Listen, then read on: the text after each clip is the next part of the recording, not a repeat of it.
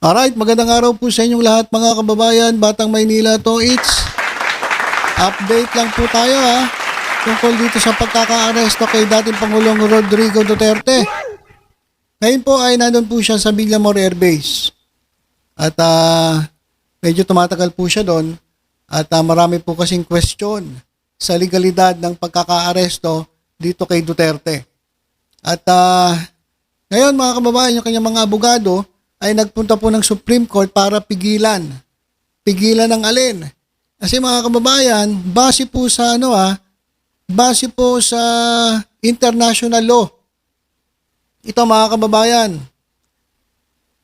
lahat po ng naaresto sa bisa po ng warrant of arrest galing po sa ICC. Ito pong arrested individuals ay kinakailangan pong matransfer dyan po sa Hague immediately. So, pag sinabing immediately, agad-agad, kinakailangan etong individual na arestado dahil po sa warrant ng ICC ay matransfer po sa The Hague. Ayan mga kababayan. So, ayan po ang pipigilan ng mga abogado ni dating Pangulong Rodrigo Duterte. Meron pong post si Baste Duterte na pinipilit pong pasakayin ng eroplano etong si dating Pangulong Duterte. So marami nagtatanong, saan dadalhin? Dito nga po. Dito, sigurado na po yan.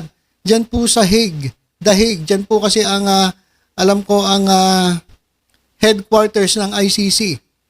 Basahin lang natin itong, report ng Impact Leadership.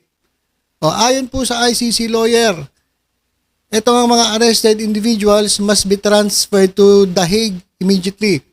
Sabi po ni Atty. Cristina Conti, an assistant to counsel at the International Criminal Court ICC, sinabi niya kanina, yan nga, lahat po ng mga individual na naaresto sa pamamagitan ng ICC warrant must be swiftly. So, ibig sabihin, kapag swiftly, wala pong hadlang, kumbaga smooth po, na dapat i-transfer po sa The Hague, dyan po sa Netherlands.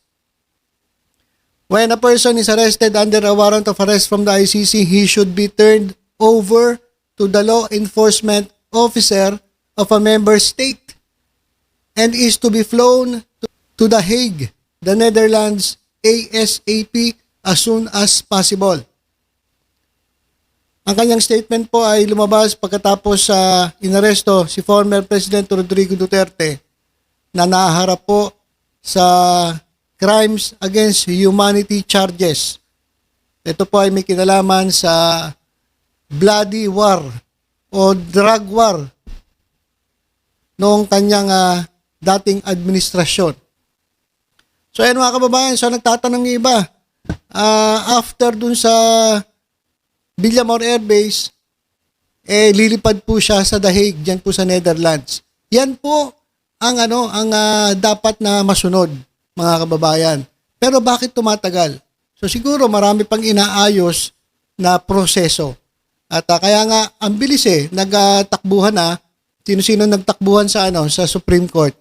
Si Bongo, ang alam ko pumunta na rin si Atty. Vic Rodriguez, si Torion, nagpunta na po sila sa Supreme Court para hadlangan ang napipintong paglipad at pag-transfer dito kay dating Pangulong Rodrigo Duterte, dyan po sa The Hague, dyan po sa Netherlands. So, hindi na po natin alam kung ano pa ang mga legal na pamamaraan para mapigilan ito. At itong si mga kababayan, itong si number 1 senator, si Robin Padilla mga kababayan, hindi po siya abogado. Kaya ang ginawa po niya para mapigilan itong paglipat kay dating Pangulong Rodrigo Duterte dyan po sa The Hague, dyan po sa Netherlands, ang ginawa po niya, nagmakaawa na lang kay Presidente Bongbong Marcos. Wala naman siyang alam kasi pagdating sa legality, hindi naman siya abogado, so dinaan niya na lang sa pagmamakaawa. Ito mga kababayan, nakiusap na lang siya kay Presidente Bongbong Marcos. Ano ba sabi ni Robin Padilla? Nanawagan si Senator Robin Padilla kay Pangulong Bongbong Marcos na gamitin ang kanyang executive powers upang ipatigil ang anumang pagsunod ng PNP sa utos ng ICC o Interpol. So inuutusan pa niya ngayon si Presidente Bongbong Marcos. Ay, Mr. President, gamitin mo ang iyong executive powers. Kapal na mukha nito, no? Kapal na mukha mo. Inuutusan mo pa ngayon si Presidente Bongbong Marcos. Gamitin daw ang kanyang executive powers upang ipatigil ang anumang pagsunod ng PNP sa utos ng ICC or Interpol. So para hindi raw sumunod yung PNP, so parang gagamitin niya, uutusan niya yung PNP, ay, huwag kayong sumunod sa ICC. Huwag kayong sumunod sa Interpol. So ganun ang gusto mangyari ni Padilla. Inutusan pa si Presidente. Ito mga kababayan, sa ating screen, may earnest plea. Mr. President, is for you. Kapal na mukha. Talaga naman, nag-demand. Etong si number 1 Senator Robin Padilla. At inuutusan si Presidente. My earnest plea, Mr. President, is for you to exercise your executive power to halt the operations of the PNP in following directives from a foreign entity that undermines our laws and violates our sovereignty.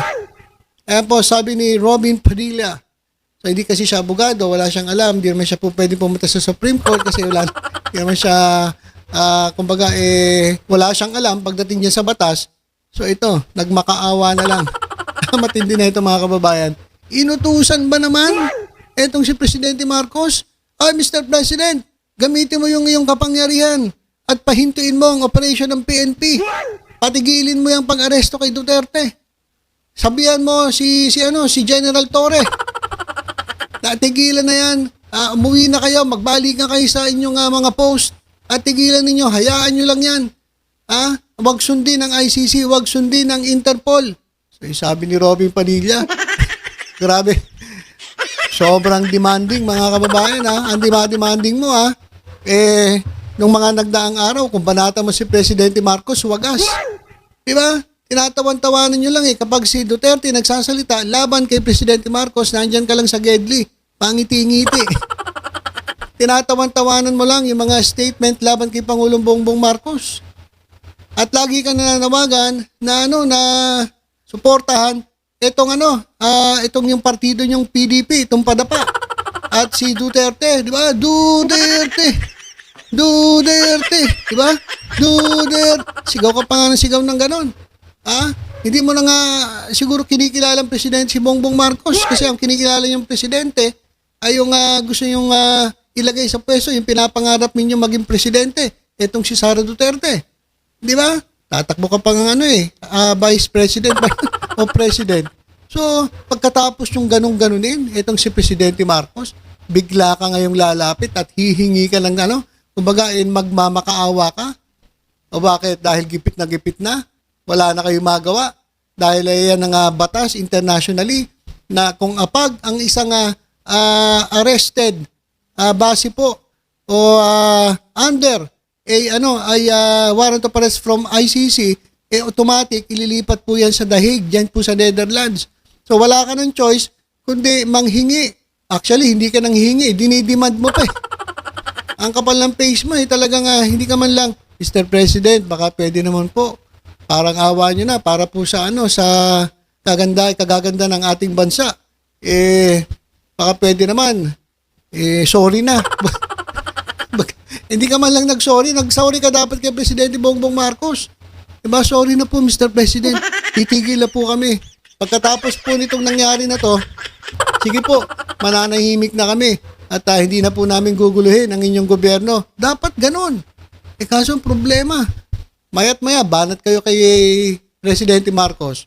O ngayon, nagkakagulo kayo, ikot ang puwet nyo. Paano nyo mapipigilan ang pagbitbit kay dating Pangulong Rodrigo Duterte dyan po sa The Hague, dyan po sa Netherlands.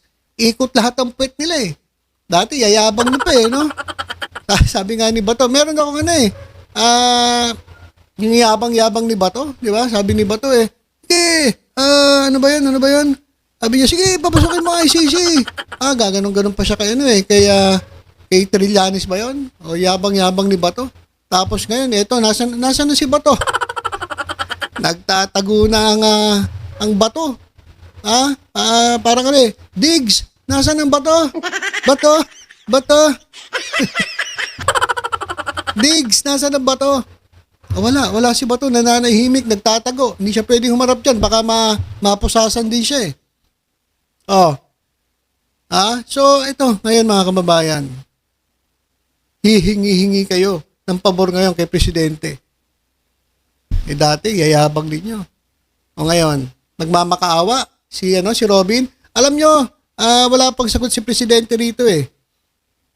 Pero kung okay Presidente, relax ka lang muna dyan, Mr. President. At etong mga to, hayaan mong lumapit sa'yo at magmakaawa. Pagkatapos yung sabi-sabihan na itong si Presidente na bangag, na adik, o ngayon, lalapit ka sa adik. Lalapit ka sa bangag. Akala ko ba bangag? Akala ko ba adik? Ba't ngayon lumalapit ka? Para iligtas etong si Duterte na madala dyan sa dahig, dyan po sa Netherlands. Diba, bangag kayo ng bangag.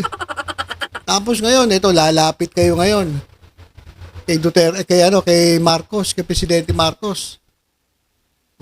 Akala ko ba bangag? Akala ko ba adik yung presidente natin? Ba't ngayon lumalapit ka dyan?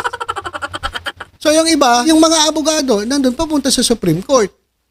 Pero itong itong hindi po abogado, nakiusap na. Kasi sa totoo lang mga kababayan, pwede siguro di ba? Pwede ba? Hindi ko kasi alam ang batas, pasensya na kayo pwede ba? Pwede siguro sabihan niya, itong mga pulis tigilan nyo na yan. Balik na sa bahay. Pero hindi niya pwedeng gawin kasi sasalungat siya sa international law. Pero kung talagang sa tingin ko lang mga kababayan, kung gusto may paraan, pero kung ayaw, maraming dahilan. Ganun naman yun di ba? In all matters o sa lahat ng bagay, di ba merong exemption? Ewan ko lang pero si Robin Padilla ang saka inuutusan pa niya sa presidente, kapal na mukha Kausapin mo maigi, humingi ka ng tawad, mag-sorry, at sabihin mo, ganito, turuan na kita, Senator Robin Padilla. Sabihin mo kay Presidente, Sir, Mr. President, sige po, baka pwede na mapapatigilin nyo na yung operasyon ng pulis, ng PNP, at pagkatapos po nyo, mananahimik na po kami, hindi na po namin kayo guguluhin. Walang tiwala sa inyo siguro si Presidente. Diba? So yan mga kababayan, dahil po sa napibintong paglipat kay Presidente, former President Rodrigo Duterte dyan po sa Dahig, dyan po sa Netherlands, nagmakaawa na po si Robin Padilla kay Presidente Bongbong Marcos na patigilin ang operasyon ng PNP at sabihan ng PNP, lalong-lalo na si General Torre, na wag sundin ang utos ng ICC at ang utos ng Interpol. So yan mga kababayan, yung abangan natin kung magkakaroon ba ng tugon ang ating presidente dito sa panawagan ni Binoy, ni Mr. Suave, mga kababayan. Alright, so ilan po muna. Basta abang-abang lang po tayo sa mga updates tungkol dito sa pagkaka-aresto kay dating Pangulong Rodrigo Duterte. Abangan po natin ang iba pang mga balita. For the meantime, dito lang muna tayo sa Gedli. Abangers po muna tayo. At tingin-tingin lang dito po sa social media at sa mga mainstream media, sa mga bali-balita tungkol po sa kahihinatnan ni dating Pangulong Rodrigo Duterte. Siya ba ay madadala sa Dahig o siya ay uuwi sa Davao para humiga sa banig? Ayan po nga abangan natin. So yun lang po. Ingat po tayong lahat. God bless po.